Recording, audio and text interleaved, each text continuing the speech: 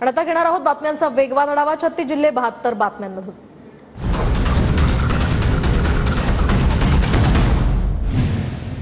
महाराष्ट्राचं मिनी काश्मीर महाबळेश्वर पर्यटकांनी फुल। वेण्णा लेक बोटिंग क्लबमध्ये 5 दिवसात 17 लाखांचं उत्पन्न। तर सिंधुदुर्ग जिल्हा सुद्धा पर्यटकांनी संपूर्ण गजबजला। सरत्या वर्षाला निरोप देण्यासाठी पर्यटकांची मोठी गर्दी। नववर्षाच्या स्वागतासाठी भंडारदरा धरण सुद्धा परिसर आता सज्ज। तर पर्यटकांसाठी धरणाजवळ टेंटची व्यवस्था। पर्यटकांना आदिवासी नृत्याचा सुद्धा आनंद घेता येणार। 31 डिसेंबर आणि नववर्षाच्या स्वागतासाठी पर्यटक कोकणात। रत्नागिरीतील आरेवारेमध्ये झिपलाईनचा आनंद घेण्यासाठी पर्यटकांची गर्दी। गोव्यातील मिरामार बीचवर सुद्धा 31 निमित्त पर्यटकांची मोठी गर्दी। देशभरातील पर्यटक गोवा किनारपट्टीवर दाखल। गोव्यातील 80% हॉटेल्स बुक झालेत। तर गर्दी वाढल्यामुळे हॉटेल्स रूमच्या भाड्या दरामध्ये सुद्धा वाढ। जास्त प्रमाणात पर्यटक आल्यामुळे गोव्यातील कझिनो सुद्धा हाऊसफुल। 31 ला होणाऱ्या गर्दीच्या पार्श्वभूमीवर टायगर आणि लायन्स पॉइंट आज आणि उद्या पर्यटकांना त्या ठिकाणी जाण्यासाठी बंदी। तर पोलिसांचा बंदोबस्त तैनात। यासह लेण्यांसह गडांवर दारू पिण्यास सुद्धा मनाई। सरत्या वर्षाला निरोप देण्यासाठी विठुरायाची पंढरी नगरी गजबजली। तर दर्शनासाठी भाविकांची मोठी रीघ।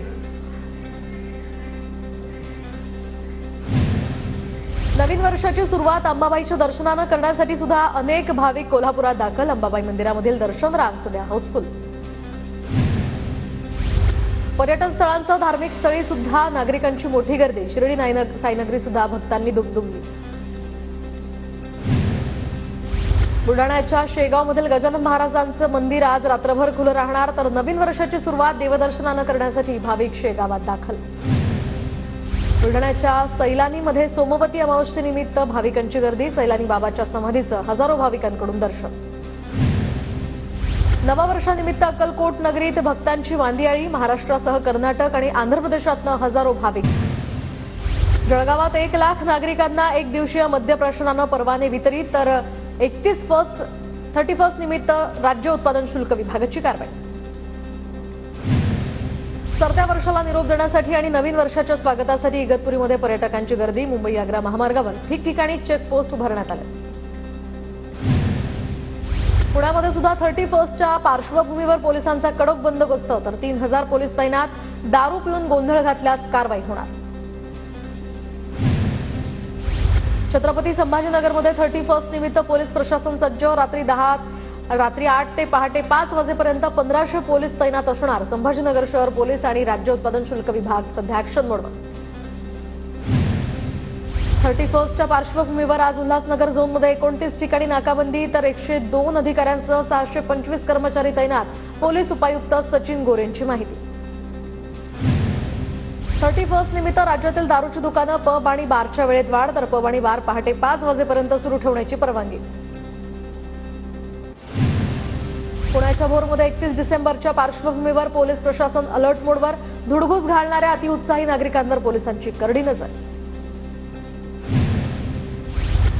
पुण्याच्या हडपसरमधील हॉटेल व्यावसायिक सतीश वाघ हत्या प्रकरणात महत्त्वाची अपडेट। आरोपींच्या बँक खात्यांचा तपशील तपासणार। तर मोहिनी वाघची येरवडा कारागृहात रवानगी। नांदेडच्या वसमतमधील अभियंता इराणमध्ये 24 दिवसांपासून बेपत्ता। तर सरकारनं विशेष लक्ष घालून पतीचा शोध लावावा। अभियंत्याच्या पत्नीची मागणी। अल्पवयीन मुलीवर अत्याचाराच्या पार्श्वभूमीवर कल्याण पोलिसांकडून ड्रग्ज विरोधी विशेष मोहीम सुरू। गेल्या 5 दिवसात 300हून अधिक नशेखोरांवर कारवाई। वाशिम जिल्ह्यातील 491 ग्रामपंचायती बंद। सरपंच संतोष देशमुखांच्या हत्येच्या निषेधार्थ आजपासून 3 दिवस कामकाज बंद राहणार। पुण्यातील सर्वपक्षीय मराठा समाज येत्या रविवारी म्हणजेच 5 जानेवारीला आक्रोश मोर्चा काढणार। बीड आणि परभणी घटनेच्या निषेधार्थ लाल महाल ते जिल्हाधिकारी कार्यालयामार्गे मोर्चा निघणार। संतोष देशमुख हत्याप्रकरणी सरपंच संघटना आक्रमक। तर पंचायत राज विकास मंच अखिल भारतीय सरपंच परिषदेकडून 9 जानेवारीला कामबंद आंदोलनाचा इशारा। यवतमाळ जिल्ह्यामध्ये ग्रामपंचायत 3 दिवस बंद। संतोष देशमुख हत्या प्रकरणात कामबंद आंदोलन करत निषेध। मसाजोगचे सरपंच संतोष देशमुख यांच्या हत्येच्या निषेधार्थ भंडाऱ्यामध्ये आजपासून सरपंच संघटनेचं कामबंद आंदोलन।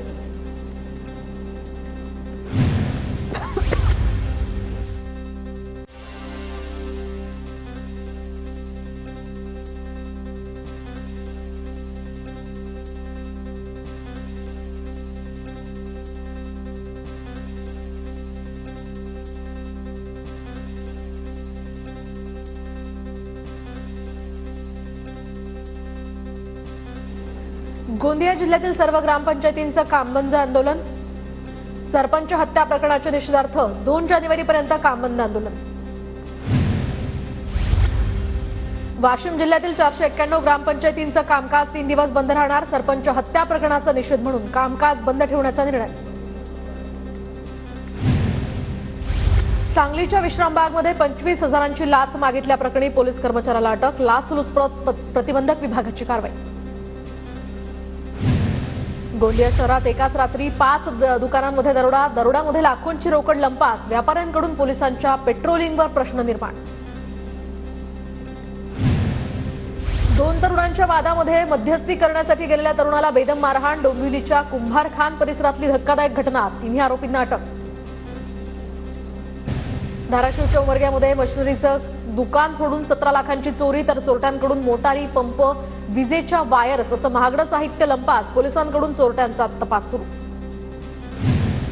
तेलंगणामधून यवतमाळमध्ये मोटरसायकल चोरीसाठी येणाऱ्या अट्टल चोराला अटक। पोलिसांकडून 19 मोटरसायकल जप्त। पोलिसांकडून आणखी मोटरसायकल्सचा सुद्धा शोध सुरू। जालना शहरामध्ये 12.5 लाख रुपयांची बॅग लुटल्याप्रकरणी 5 आरोपी ताब्यात। स्थानिक गुन्हे शाखेची कारवाई। व्यापाऱ्याला मारहाण करून 31st साठी गोव्याला निघाले होते आरोपी।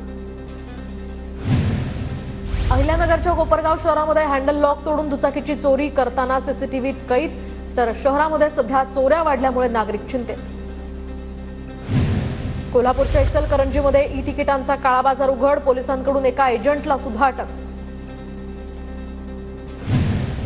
मुंबईच्या दिंडोशीमध्ये पतीकडून पत्नीचा खून। लग्नानंतर दुसऱ्या पुरुषासोबत फिरल्याच्या रागातनं पतीकडून पत्नीची हत्या। आरोपी पतीला पोलिसांकडून अटक।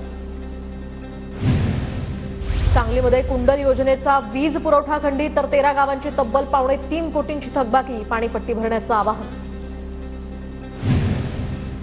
भंडाऱ्यामध्ये वाहतूक कोंडीमुळे नागरिकांना नाहक त्रास, तर तुमसर बायपास रस्ता लवकर सुरू करण्याची मागणी। साताऱ्याच्या पाटणमधील खळे गावामध्ये खासगी जागेमध्ये सिमेंट रस्ता बांधल्याचा प्रकार। संबंधित जागा मालकाची सार्वजनिक बांधकाम विभागाकडे तक्रार। चंद्रपूर जिल्ह्यामध्ये 91% नागरिकांची ईव्हीएम ऐवजी माता पत्रिकेला या ठिकाणी पसंती, तर कृषी महोत्सवात ओबीसी सेवा संघातर्फे आवाज जनतेच्या उपक्रमातील निकाल। पुण्याच्या भोर तालुक्यातील 780 ग्रामपंचायत आणि गावस्तरीय समिती सदस्यांना जलसाक्षरता प्रशिक्षण।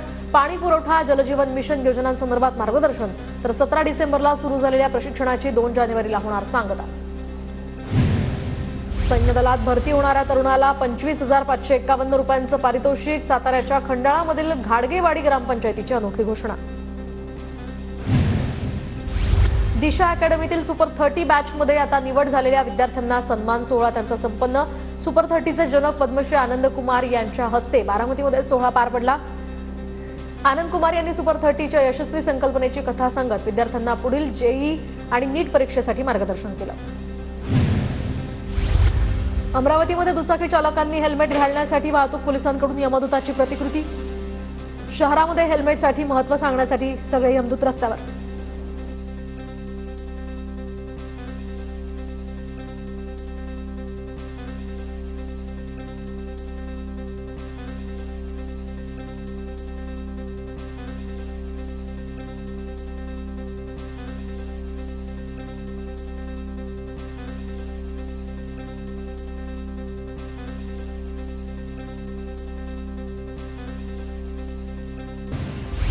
राज्यातील हवामानात येत्या 24 तासात मोठे बदल होणार। अवकाळीच्या हजेरीनंतर आता थंडी पुन्हा परतणार, तर भारतीय हवामान खात्याचा अंदाज। पुणे जिल्ह्याच्या शिरूर आंबेगाव तालुक्यातल्या अनेक गावांना अवकाळी पावसानं जोडपलं। अचानक झालेल्या पावसामुळे शेतीचं नुकसान। बळीराजा पुन्हा चिंतेत। पुण्यातील नारायणगाव बाजार समितीमध्ये टोमॅटोच्या दरात घसरण। घसरलेल्या बाजारभावांमुळे आता टोमॅटो उत्पादकांची चिंता वाढली। जळगावच्या बोदवड तालुक्यामध्ये वादळी वाऱ्यासह अवकाळी पावसाची हजेरी, तर अवकाळीमुळे मका, हरभरा या पिकांचं मोठं नुकसान। जळगावच्या चाळीसगाव शहरामध्ये दाट धुक्यांची चादर, तर रब्बी पिकांना फटका बसण्याची सुद्धा शक्यता। जळगावमध्ये अवकाळी पावसाचा शेवगा बागेला सुद्धा मोठा फटका। वादळी वाऱ्यामुळे झाडांच्या फांद्या तुटल्या। ढगाळ वातावरणामुळे उत्पादनामध्ये 80% घट होण्याची शक्यता। जळगावच्या मुक्ताईनगरमध्ये बदलत्या हवामानामुळे रब्बी पिकांना फटका बसण्याची शक्यता, नुकसान होण्याच्या भीतीने शेतकरी सध्या चिंतेत। छत्रपती संभाजीनगर जिल्ह्यामध्ये ढगाळ वातावरणामुळे कांदा आणि गहू पीक धोक्यात, कांदा पिकाच्या वाढीवर परिणाम, शेतकऱ्यांवर पुन्हा एकदा फवारणी करण्याची वेळ। सोलापूरच्या पंढरपुरात ड्रेनेजचं पाणी यमाई तलावामध्ये मिसळत असल्यामुळे माशांचा पक्ष्यांच्या जीवाला धोका, प्रशासनानं तलाव दुरुस्त करावा, या ठिकाणी अन्यथा तीव्र आंदोलन करणार असल्याचा पक्षीप्रेमींचा इशारा। नांदेडच्या अर्धापूर आणि मुदखेड तालुक्यामध्ये हवामान बदलाचा केळी रोगावर परिणाम, तर हवामान बदलामुळे केळी रोगावर करपा रोगाचा प्रादुर्भाव।